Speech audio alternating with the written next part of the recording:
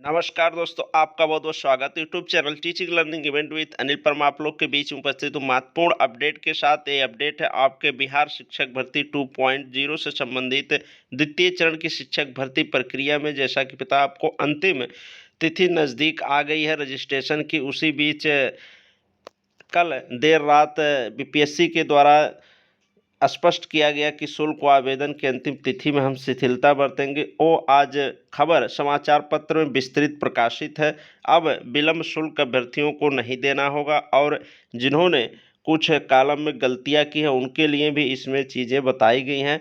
और वहाँ के जो शिक्षक संघ है उसके तरफ से प्रेस विज्ञप्ति जारी करके बीपीएससी से अपील की गई है कि एडिट का ऑप्शन दिया जाए। इस पूरी खबर को इसमें कवर करेंगे इस वीडियो में, तो वीडियो को अंतिम तक देखें पूरी सूचना को जानने के लिए और वीडियो को ज़्यादा से ज़्यादा शेयर कर दें। ये छात्र उपयोगी खबर है। आइए देख लेते हैं इस पूरी खबर को। शिक्षक नियुक्ति निबंधन को विलंब शुल्क नहीं। अब लेट पेमेंट जो 15 से 17 के बीच आवेदन के लिए लगना था वो अब नहीं लगेगा। आयोग ने किया स्पष्ट, शुल्क व आवेदन की अंतिम तिथि में नहीं होगा बदलाव। कहा कि हम जो है लेट पेमेंट नहीं लेंगे, विलम्ब शुल्क नहीं लेंगे, जो अब रजिस्ट्रेशन करेंगे, लेकिन अंतिम तिथि हम बढ़ाएंगे नहीं। यहाँ पर आप देख सकते हैं आयोग ने यह स्पष्ट किया कि शुल्क व आवेदन की अंतिम तिथि में नहीं होगा बदलाव। ठीक, इसमें बदलाव नहीं करेंगे लेकिन विलम्ब शुल्क में छूट देते हैं। और आगे देख लेते हैं इस खबर को।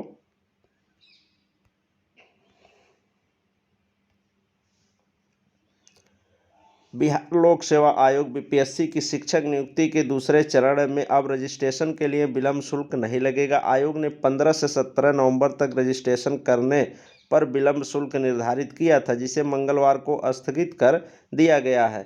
सचिव व सह परीक्षा नियंत्रक रवि भूषण ने बताया कि रजिस्ट्रेशन व शुल्क जमा करने की अंतिम तिथि में किसी तरह का बदलाव नहीं किया गया है। 17 नवंबर तक ही रजिस्ट्रेशन और शुल्क के लिए आयोग की वेबसाइट पर लिंक उपलब्ध होगा। 17 नवंबर तक ही रजिस्ट्रेशन और शुल्क के लिए आयोग की वेबसाइट के लिए लिंक उपलब्ध होगा। अभ्यर्थी शुक्रवार तक अनिवार्य रूप से रजिस्ट्रेशन व निर्धारित शुल्क जमा कर दे। 17 तक रजिस्ट्रेशन व शुल्क जमा करने वाले अभ्यर्थी 25 नवंबर तक आवेदन कर सकते हैं। रजिस्ट्रेशन, शुल्क व आवेदन की प्रक्रिया पूरी करने वाले अभ्यर्थी 7 से 10 दिसंबर तक प्रस्तावित लिखित परीक्षा में शामिल होंगे। तो यहाँ पर आप देख सकते हैं परीक्षा भी एकदम जो बीपीएससी एक्टिव है 7 से 10 दिसंबर के बीच कराने के लिए, इसलिए जो तिथियां हैं उसमें परिवर्तन नहीं कर रहा है। आगे आई और इस खबर को देख लेते हैं। यहाँ पर आप देख सकते हैं रजिस्ट्रेशन में त्रुटि होने पर दोबारा का है विकल्प। अगर रजिस्ट्रेशन में आपको कोई त्रुटि होती है तो दोबारा आवेदन करना होगा। आयोग के अनुसार यदि किसी अभ्यर्थी को रजिस्ट्रेशन में किसी तरह की त्रुटि की जानकारी मिलती है तो वह दोबारा नए सिरे से प्रक्रिया प्रारंभ कर सकते हैं। उन्हें नए सिरे से शुल्क जमा करना होगा। आयोग के दिशा निर्देश का अच्छी तरह से अध्ययन कर लें। आगे देख लेते हैं। 6 लाख अभ्यर्थियों ने किया रजिस्ट्रेशन। आयोग के अनुसार मंगलवार की शाम तक 6 लाख अभ्यर्थियों ने परीक्षा में शामिल होने के लिए रजिस्ट्रेशन की प्रक्रिया पूरी कर ली है। इसमें 4,33,000 शुल्क जमा कर चुके हैं। वहीं 1,74,000 रजिस्ट्रेशन शुल्क व आवेदन की प्रक्रिया पूरी कर चुके हैं। यानी कंप्लीट फॉर्म 74,000 भर चुके हैं और 33 अभी रजिस्ट्रेशन किए हुए हैं।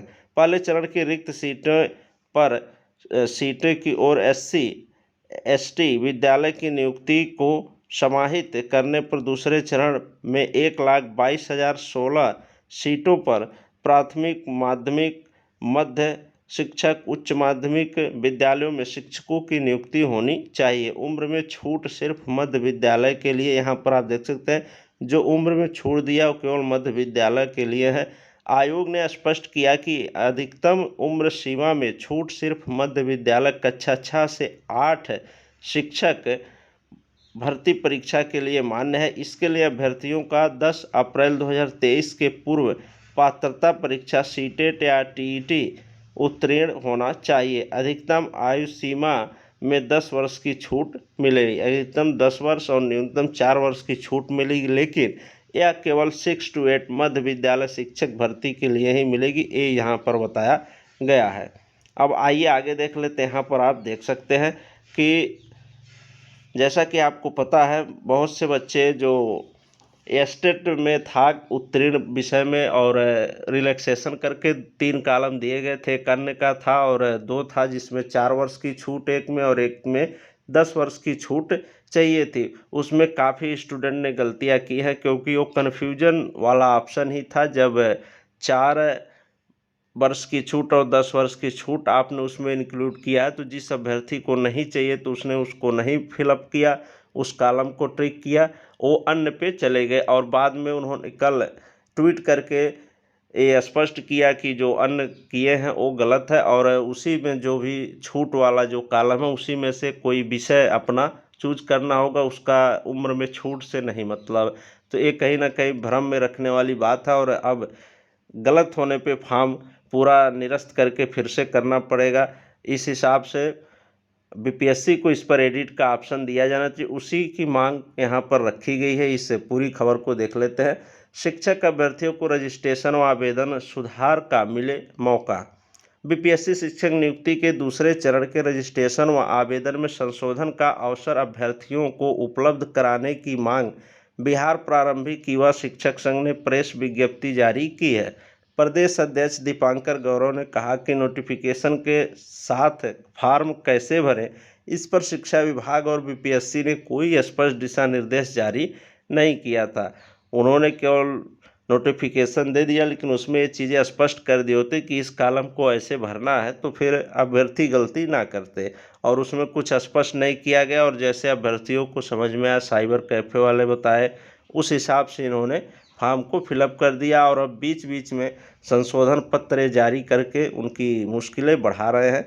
अंतिम समय अब पढ़ने का आया है, तो उसमें अब ये सुधार के लिए दौड़े, एक गलत बात है। इसमें एडिट का ऑप्शन अब दे देना चाहिए, जिससे अभ्यर्थी अपने समय से जो गलतियां हैं सुधार कर सकें। रजिस्ट्रेशन व आवेदन में कई ऐसे कॉलम हैं जिसको लेकर अभ्यर्थी के बीच भ्रम की स्थिति है।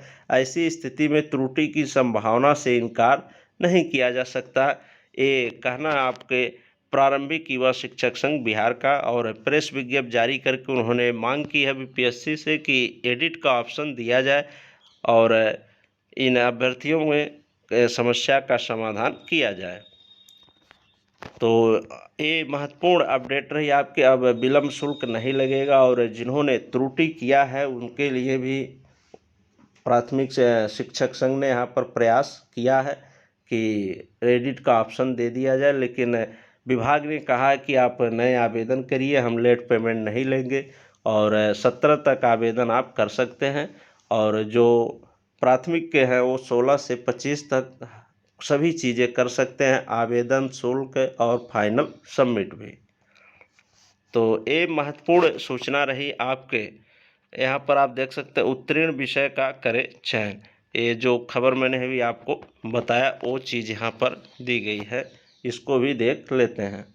उत्तीर्ण विषय का करें चयन, जो भी ट्वीट वाला था उसी का स्पष्टीकरण है। आयोग अध्यक्ष अतुल प्रसाद ने एक्स पर ट्वीट पर पोस्ट कर अभ्यर्थियों की भ्रांति को दूर किया। उन्होंने बताया कि एसटीईटी में उत्तीर्ण विषय का ही चयन करें। विषय चयन का संबंध आयु सीमा से छूट या अन्य से नहीं है।